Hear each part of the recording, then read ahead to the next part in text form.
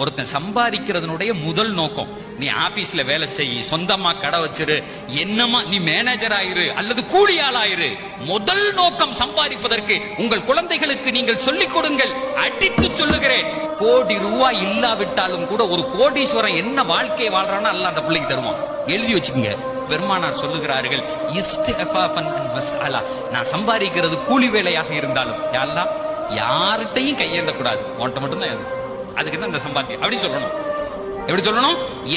என் மரணம் வரை நான் பெற்ற பிள்ளையிடத்தில் கூட எனக்கு இது வேணும் கேட்கவே கூடாது, நீ தண்டா போதும்.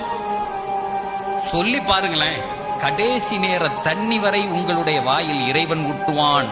நல்லா ஒண்ணு புரிஞ்சுக்குங்க, நீங்க வச்சிருக்க காசுகளும் படிப்பையும் கொண்டு இந்த உலகத்துல வாழ முடியாது. அல்லாஹ் நாடணும். கோடி ரூபாய் இருக்கவன் கூட ஏதாவது ஒரு நோயில இழுத்து பட்டு செத்து போறான். அந்த பணம் பயன்படவே பயன்படாது, அந்த அறிவு பயன்படவே பயன்படாது.